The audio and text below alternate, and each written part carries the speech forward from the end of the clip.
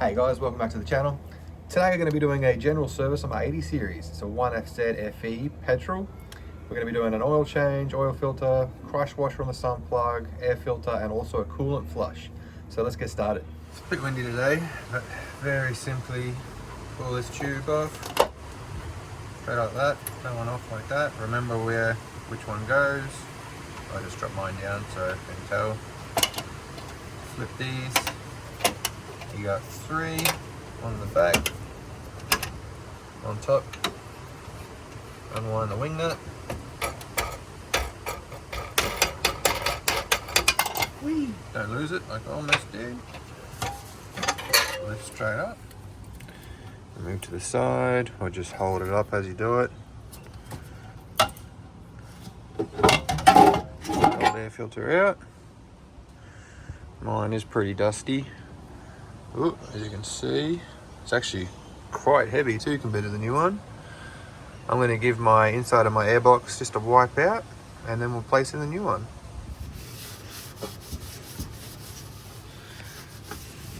I'll simply lift this up, put it straight over. It's got a little centering thing down the bottom. Put the lid back on, your wing nut back on.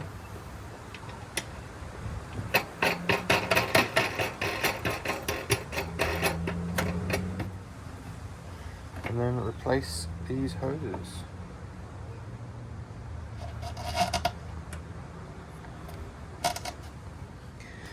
Now I've come in behind the diff instead of going underneath the front of the car because my sump plug is right there on the back side of the diff. I'm just going to crack that sump plug. That was nice for a change. Normally these are always over tightened. I'm just going to undo it by hand and probably get oil all over me. That's come loose and beautiful.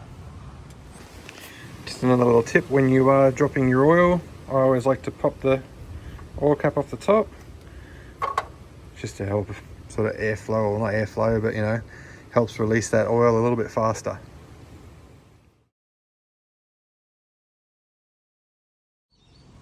Here is the part number for the crush washers. I bought a packet of 2 from Super Cheap for about $4 or $5, and I'll have one left over for the next time I service the car. Here's the part number for the oil filter I'm using. This is a 1FZ-FE 97 model Petrol, and the old oil filter is actually slightly different, but they are interchangeable. Now I have this pretty cool tool that I use for removing oil filters. I did try to undo this one by hand, but of course someone has always over tightened it, and these do tighten up over time.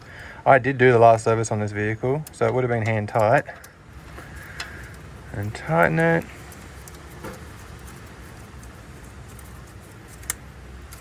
And this just gives you something more to pry on. There we go.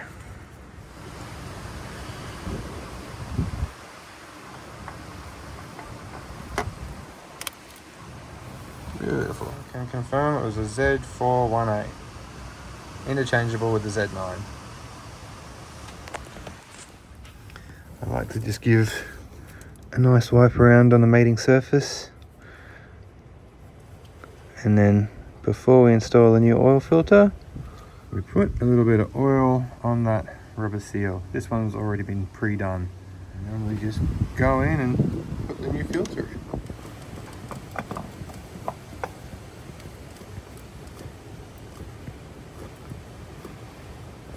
On my extremely expensive workbench here, I've removed the old crush washer. Just used a flathead screwdriver, and then we're replacing with the brand new one. It has a little notch in it. You can see on that surface. That's the surface that goes onto the sump plug first. There you go. And then you might have to screw it on.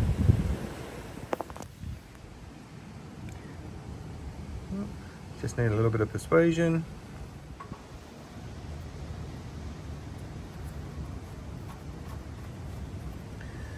Now some plugs, you should torque to around 20 to 25 Newton meters. I'm just doing it up by hand. As you can see the gap from the crush washer. Now I'm only hand tightening.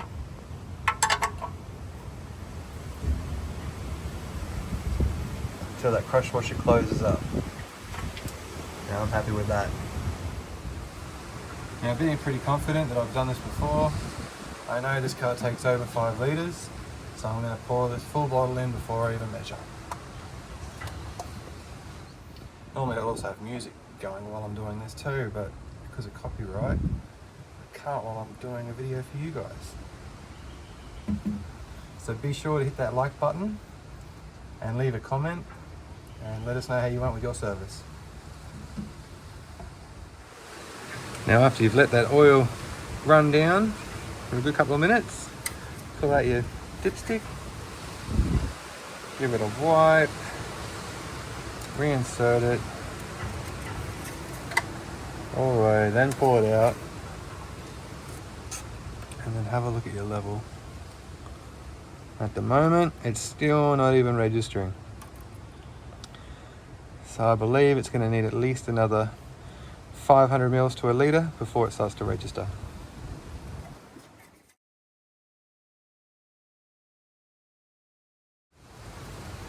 Finally, it's starting to register on the dipstick. You can see about a centimetre on the end there.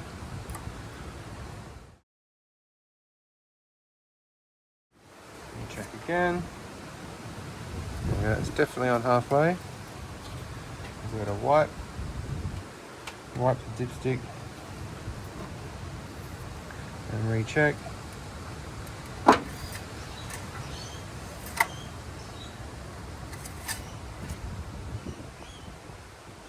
Yep, still half. So I'll go ahead and I'll add probably another 300-400 mils.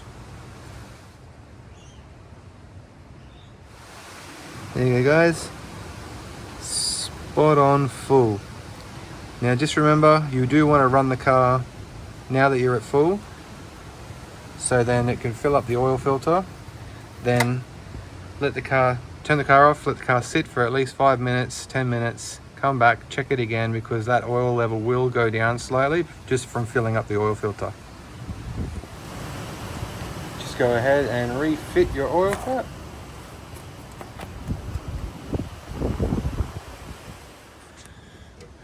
Now on the passenger side, bottom of the radiator, obviously at the rear, there is this right here. It's like the sump plug for the radiator. Basically undo this and then all the coolant will come rushing out. Don't really want to come out too well, so what I'll do is I'll open up the radiator cap. You can hear that.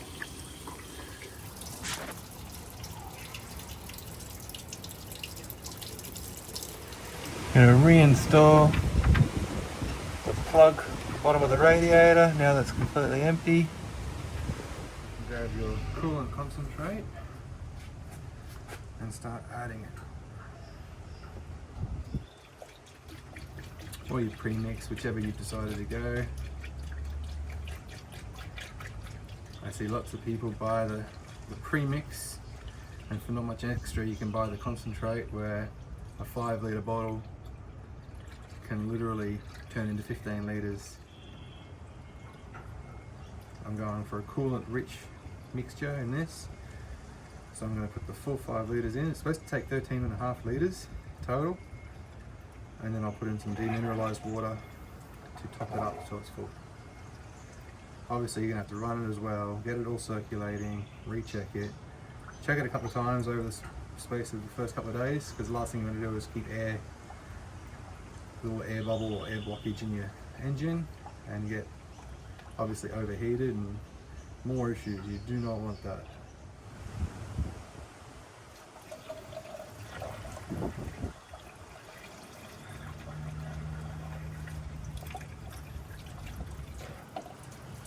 Top up your overflow expansion tank as well to the correct level indicated on the side. Now I'm going to make a homemade burper. Set up a 125 litre Coke bottle, Pepsi bottle, whatever, small opening. I'm going to get a bit of electrical tape over the thread of where the cap would go. Go around it a fair bit. Where the little ridge comes up, you want plenty on there, because this is going to provide a seal. Don't want to go too crazy. That is honestly perfect. First go. I'm going to add some distilled water on top. It's going to go above the level that we need. Seal. And we're going to start the car and help any air bubbles trapped in the system should come up and should be visible. It's already releasing air.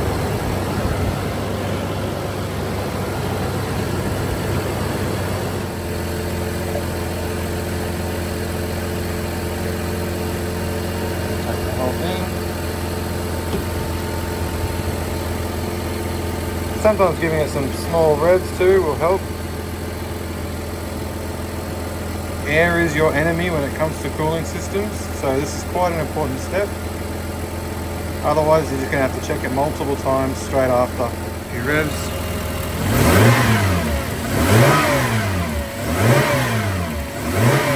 I'm just doing that with the throttle cable.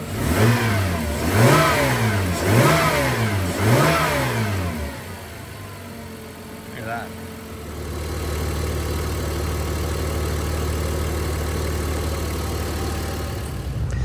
Something you can also do too, just to help with the circulation, is put your heater on. I've only put it on down low, full heat, and just warming up the feet, and that will help pump the water through, or sorry, the coolant through all your heating lines as well. And that's it guys, replace your radiator cap once you're finished burping the system. Make sure your expansion tank is at the correct level, and just have another double check around all the work that you've done. Make sure you've done everything up on your air box, it's all nice, and have a look that there's no oil leaks around your oil filter that you've just put in. That's it for today's video guys, thanks for joining us. Remember, leave a comment below, subscribe if you want to, and we'll catch you in the next video. Load up our guns, bring your friends, it's fun to lose and to pretend she's overboard, but self-assured.